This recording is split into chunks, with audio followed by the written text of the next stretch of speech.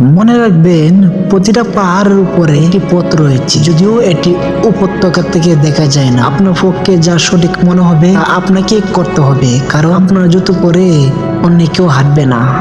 আপনি যখন আপনার সমস্যা দিকে তাকাবেন তখন শুধু সমস্যা দেখতে পারবেন। যদি আপনি আপনার সম্ভাবনার দিকে তাকান তাহলে আপনি অপরন্ত সুযোগ খুঁজে পাবেন। এবার সিদ্ধান্ত নেওয়া পালা আপনার। আপনি কি করবেন এটা আপনার ব্যক্তিগত ইচ্ছা। প্রাপ্তি আর প্রত্যাশা পার্থক্য হলো দুঃখ, তাই নিজের প্রত্যাশাটা একটু কমে ফেলুন, দেখবেন আপনার দুঃখ কমে গেছে।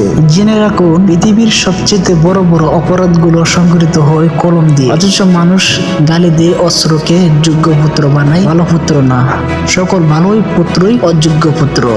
মানুষকে টকাতে যাদের বুক কাঁপে, বিবেকে বাধা দেয়, তাদের জীবনে কখনো সুখ হয় না। দুঃখই সারা জীবন তাদেরকে আড়াল করে রাখে।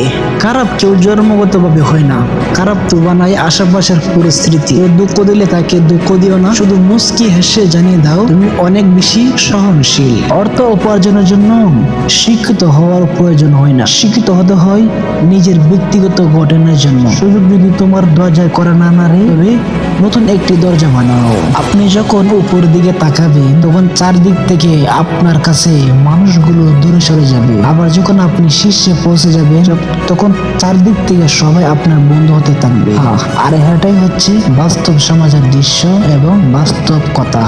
অচেনা মানুষকে মন আর বাচ্চাদের ফোন কখনো দিবেন না, তাহলে দুজনে দেখবেন গেম খেলতে শুরু করবে। ঘরের মধ্যে তুমি যত ইচ্ছে কাঁদো, কিন্তু দরজার সামনে সবসময় হাসি মুখে খুলবে, কারণ যদি কেউ দেখে নেই তুমি ভেঙে পড়েছো, তবে সে তোমার আরো ভেঙে দিয়ে যাবে। আর এটাই হচ্ছে বাস্তব সমাজের দৃশ্য।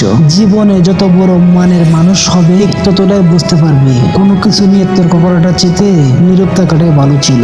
জীবনে চলার পথে সবসময় একা চলতে শেখো, কারণ আজ যে সাথে আছে কাল সে তোমার সাথে নাও থাকতে পারে। স্বার্থে আঘাত লাগলে সবাই এক সময় বদলে যায়, আর এটাই হচ্ছে বাস্তব কথা। ছিঁড়ে ফেলেছি আমি ডায়েরির পাতা, সেখানে লেখা ছিল হাজারো স্বপ্নের কথা। চিরতে পারিনি আমার মনের পাতা, যেখানে জমে আছে জীবনে অনেক ব্যথা। অতি আবি ব্যক্তিরা সঠিক হলো তর্কে জিতে না কখনোই, কেননা টুটের যুক্তি আসার আগে চোখের জল আসছে তাদের।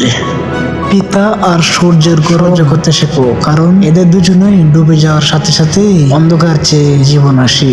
আসলে দুনিয়াটা কতই না আজব, তাই না? মানুষ যখন প্রেমে পড়ে তখন হাজার হাজার বছর বাঁচতে চায়, আর যখন ব্যর্থ হয় তখন মুহূর্তে মৃত্যু কামনা করে। কেন জানেন?